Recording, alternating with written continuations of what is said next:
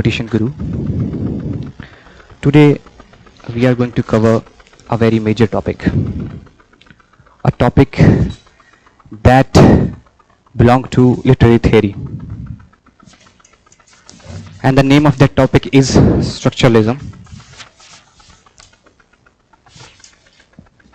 So first of all, we will talk about its introduction. Structuralism is a method of interpreting and analyzing such things as language, literature, and society. Structuralism proposes that human culture can be understood by means of a structure that is modeled on language. So in this particular introduction, you can see that there is a big focus, or the main focus is on the language. It's also talk about literature and society. But why language is the most important thing? Because I believe that language is our identity. Through language we human perceive all the world. It is communication, it is language that allow us to communicate.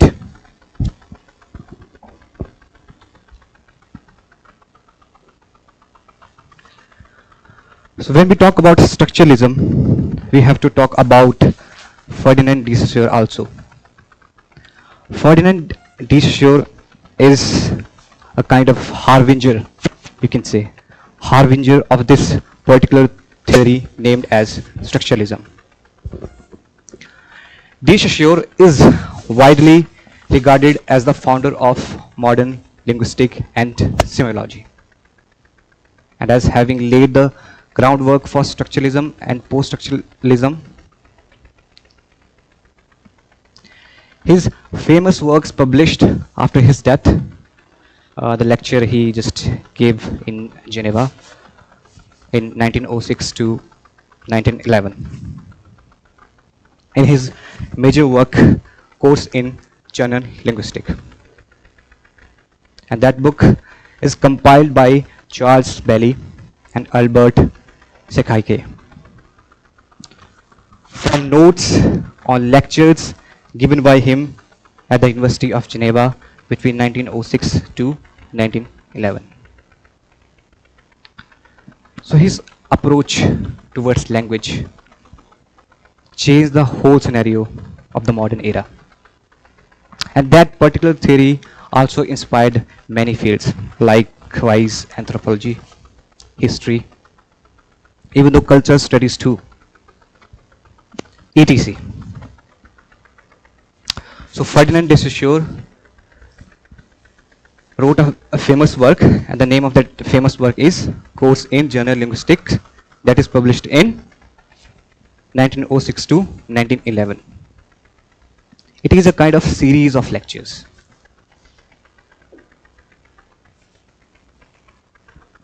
So here we are going to talk about structuralism as an intellectual movement. So as we know that it flourished after modernism, after Second World War, flourished in 1950s, European in spirit and nature. We have to bear in mind the fact that structuralism inspired many other fields also, or have tremendous impact, including anthropology, history, literary studies. As I mentioned earlier, that structuralism inspired many fields in many departments.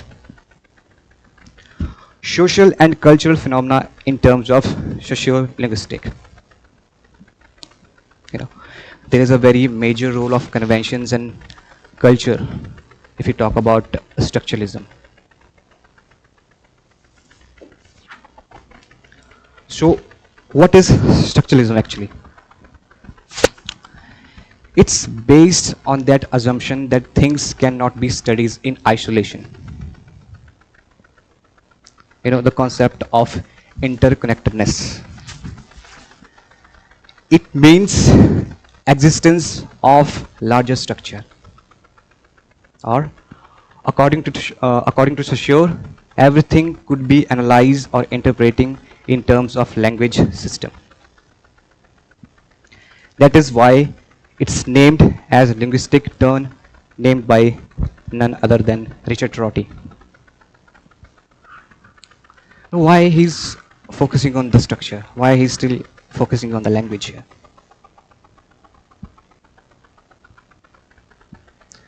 He said through conventions, through words, we perceive the world. We take the meaning.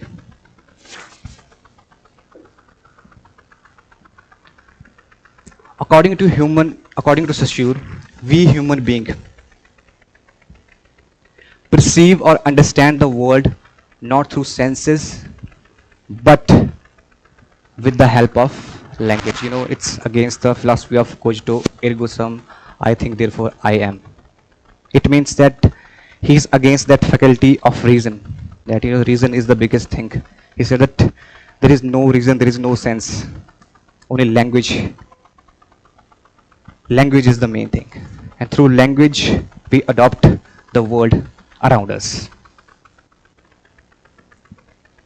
And his famous book, Course in General Linguistics, he mentioned that without language, a thought is a big, uncharted nebula. It means some sort of unclear or undefined things. Vague, uncharted nebula. A major lines in Course in General Linguistics. Simply, it means unclear and undefined. That's why he proposes a new branch of science named semiology.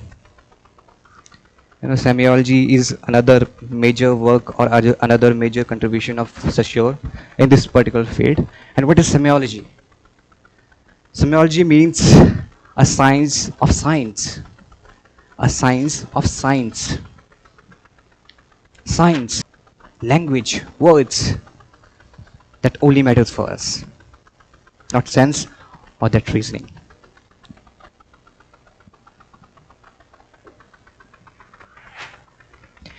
He introduced a synchronic approach.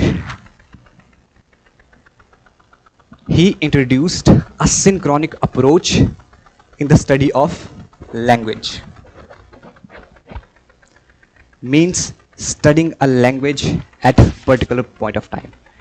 It means that he almost promotes that the study of language could be or should be synchronic. For instance, if we talk about language in the modern era or language in Elizabethan era. So it means that in different conventions, in different eras, language plays a different role. Through conventions and through cultural beliefs, we perceive or receive meanings, so to say in simple terms. So, for example here, English during the Shakespeare's days.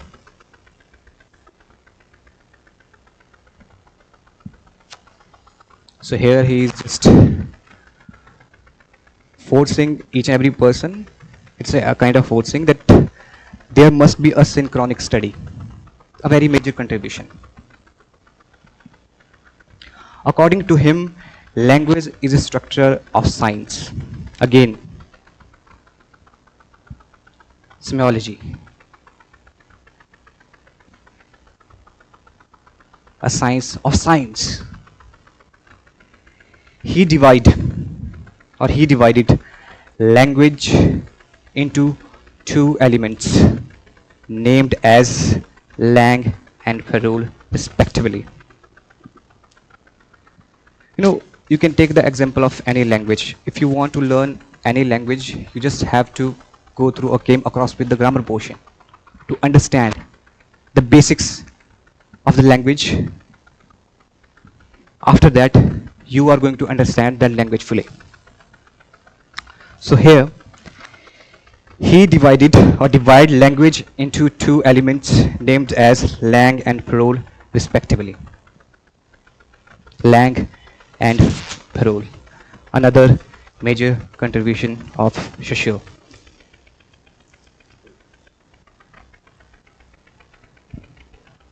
So what is lang? How someone can define lang? Lang refers to the underlying rules, conventions, grammar that are fundamental of any language. It talks about underlying rules and conventions or grammar that are fundamental of any language. That means if you want to grasp any language, you must know it. You know, the same thing that if you want to cover or want to read or adapt English language, you have to learn about the grammar portion also. Parole. The first is lang. It's talk about underlying rules and conventions, and most importantly, grammar. What is parole? Parole means concrete individual use of language, including speech or writing. For instance, in lang, I just learn the language. I learn all the basic rules, basic things of a particular language. And after that, I'm performing here. Okay. For instance, speech. For instance, अभी जो मैं बोल रहा हूँ, speech, जो लिखूँगा, writing. This is parole. According to Saussure, the basic unit of a language is named as sign. Sign. According to Saussure, the basic unit of a language is named as sign. And a sign is made of two inseparable components, namely the signifier and the signified. Sign, signifier, and the signified. You know, he said that, for instance, if you take the example of a tree or a chair, so a chair made of three components: sign, signifier, and signified. You know, that's one of the most important contribution of de Saussure in literary theory, or particularly in structuralism. So what is signifier and the signified? Signifier is a word image or acoustic image. When I utter the word tree, when I utter the word tree, for instance, we have a kind of acoustic image in our mind. Tree has that branches, that twigs, leaves, that form a proper tree. After that, I'm going to write it in written form. There is a graphic image or sound image of a particular sound. For instance, I utter a word tree. So there is a graphic image. There is an image in my mind, that a tree is look like that.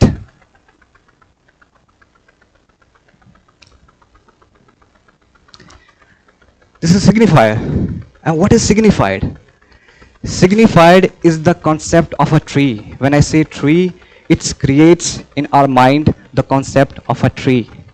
You know, the concept, the characteristics of a tree, the features of a tree, you can say.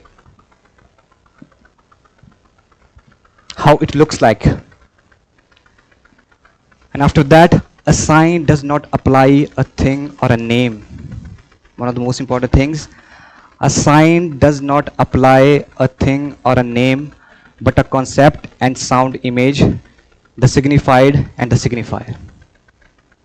I just want to repeat it again. A sign does not apply a thing or a name.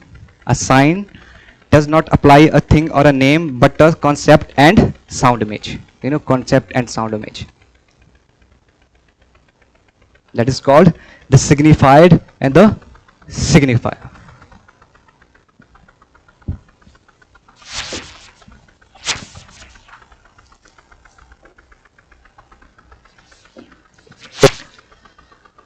So this is a kind of an overview on structuralism.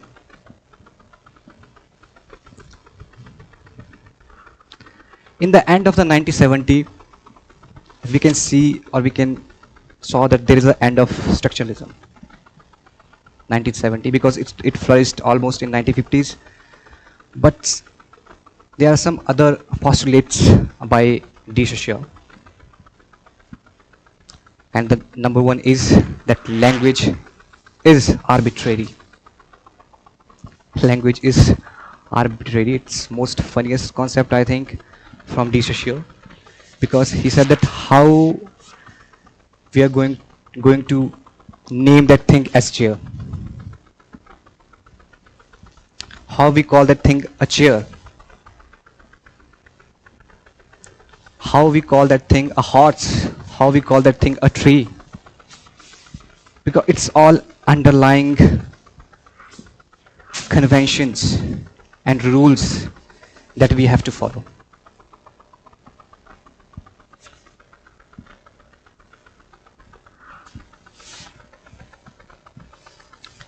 It means that our conventions and our rules or our cultural beliefs, that forces us to call that thing a tree, that thing a chair. And after that, his another postulate is that we cast the whole world through conventions. You can take the example of tree. In Pahadi, we use the word dal to depict a tree. So in different language, tree has different names. This is his major concept, the concept of arbitrariness, or the language is arbitrary. But at the last stages of structuralism,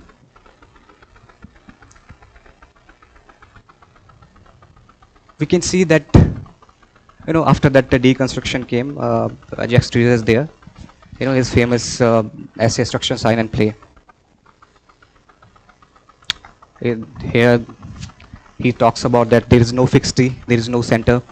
But in 1970, what are the major reasons that why structuralism ended at 1970? His overemphasis on language.